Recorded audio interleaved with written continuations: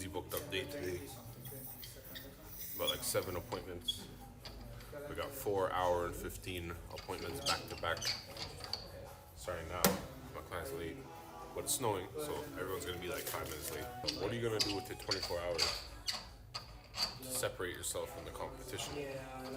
And even more importantly, to further separate yourself from yourself, your current self.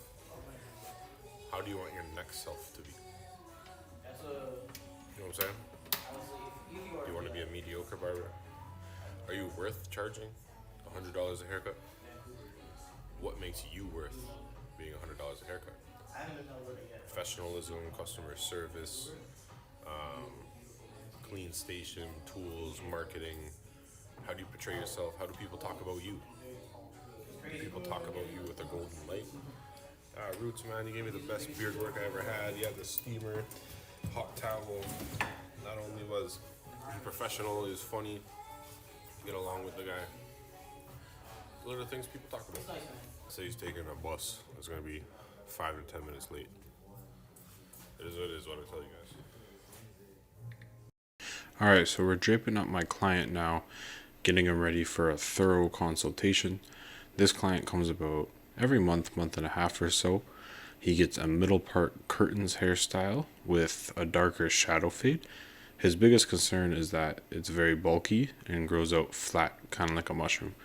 So we have to add a lot of texture. And we're doing some education for one of our newer barbers here. He's been cutting hair for a long time, but a lot of barbers in the industry don't know too much about precision cutting, especially if they've been cutting more afro hair their whole career.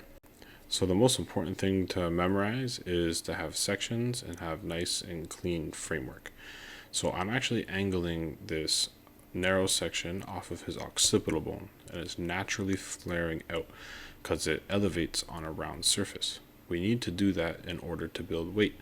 So here you see me take a little bit of the section in order to pull it out. Now this is a perfect example because it's a rounding layer. Essentially what a rounding layer is, it means it's going to follow the natural roundness of the head instead of building a square shape. So we're building weight at the top, but finishing it with a round shape. So the top of his curtains can flow right back and graduate into this bulkiness that we're cutting. I'm really not trying to overcomplicate this. I'm trying to explain it the best I can, but there is a lot of new terminology you might not be familiar with. That's where the barber industry is going right now. It's all about graduation, building weight, and creating shape with natural features. Besides my content, there's a numerous amount of payable platforms out there where you could really learn a lot to fast track yourself. One is Learn to Cut. I would recommend that. But you could pay attention and piece things together piece by piece, and you'll learn a lot from my videos as well. So now we're doing backwards graduation, which means we're graduating it on a backwards horizontal angle. The reason we're doing that is to manipulate the roots. The more tension you have with your fingers and you hold it where it's combed, the hair will flow backwards. This is why this style of cutting is taking the industry by storm, because it's complete hair manipulation. People struggle with their hair going all different directions when they sit in a barber's chair. Well, not when you come here. I have a tailored haircut for you, your face shape, and your hairstyle. It's 2025. I highly recommend you guys get some more education, subscribe, and like this content for more precision cutting. Now, boom, take a look at this. After it's blow dried, you can see the hair crossing at the back. That looks elegant. That's a beautiful silhouette. We're going to taper under it from a number 4 all the way to a number 1. I'm just fast playing it here because everyone knows how to fade already for the most part. I use a stacking method, meaning I start higher and slowly go down to the lowest method. He didn't want it from skin, and quite frankly, he doesn't need it because he has really light hair himself. So a 0.5 or a number 1 will suffice and will grow really natural and look nice on this guy. You know, not everything's a skin fade. Some people like more conservative looks, and you got to deliver and be able to give them what they want. Do you want to have a skill set where you can pretty much take any men's style coming through the door? Or do you want to be limited to what you've known and your ego? Come on, guys. There's no way you can tell me by looking at this that this doesn't suit this guy. Just Watch, absorb, and be in the moment. It's Coco has a digital gap blade. Just revived it? Yeah. Because the original charging port wasn't working, and they had a second one, so I just used that to try. This guy got nifty. This guy, I got nifty tits. So I'm just showing my client his new look in the mirror, and he's more than satisfied. I'm happy to be cutting this young man. It's truly an honor, and this is what we do. This is the end shot. This is the Rooted Barber Experience. Every texture, every style. I'm gonna show this guy. We have a machine here that's gonna basically it's going to zero gap our tools. Meaning, so if you look at our, where the hell's the camera? Okay, if you look at our blades, right? This blade is our moving blade. That's the one that cuts the hair itself. This top blade would be our guard blade. Now to get the sharpest possible cut,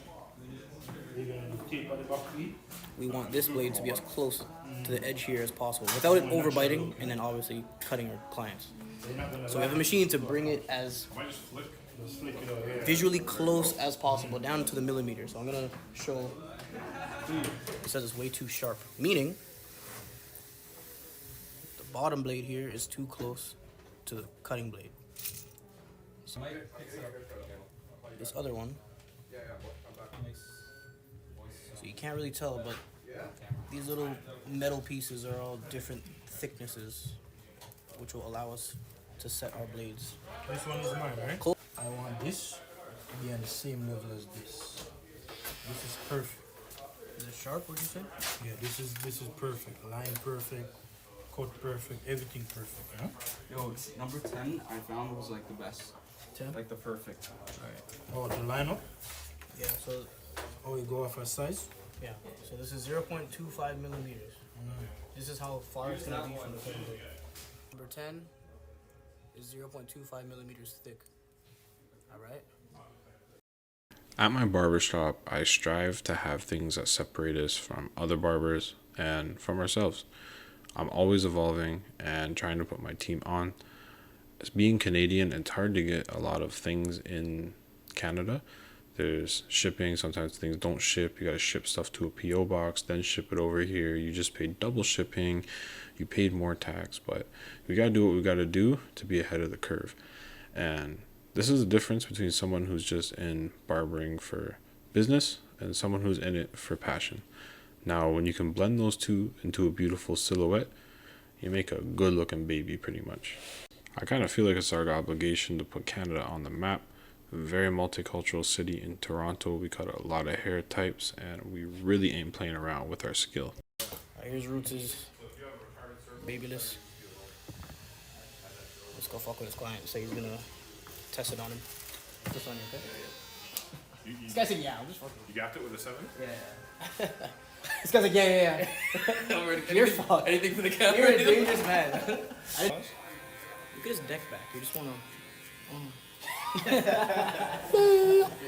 Nah, for real though, he just readjusted my blue blade that I was using on my previous client with a 7mm instead of the 10mm on the adjustment tool, and it's hitting like butter. These lines are crispy, it's precise. I gotta give it to Babyless with this blue blade.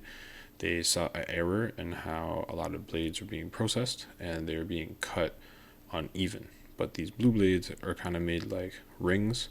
They melt the metal and put it into molds to stop the cutting process of manufacturers causing errors.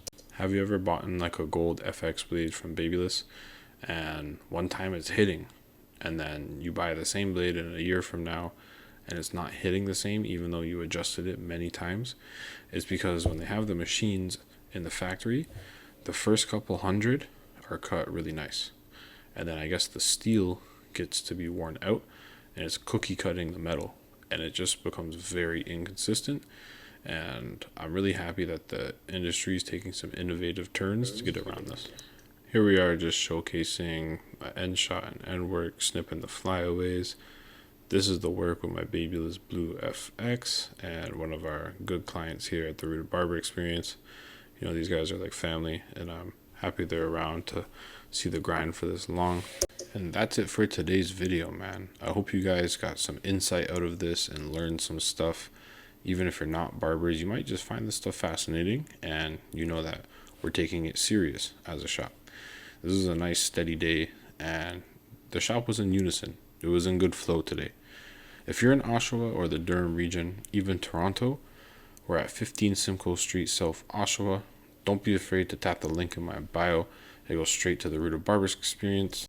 Doesn't matter if you got white hair, black hair, Indian hair, Spanish hair, beards, or you're bald headed or got a wave cut, we'll get you right from $30 all the way to $55. I charge more than that, but that's what my team charges. Make sure to like, follow, and subscribe, and we'll hope to catch you in the next one. Ka-chow!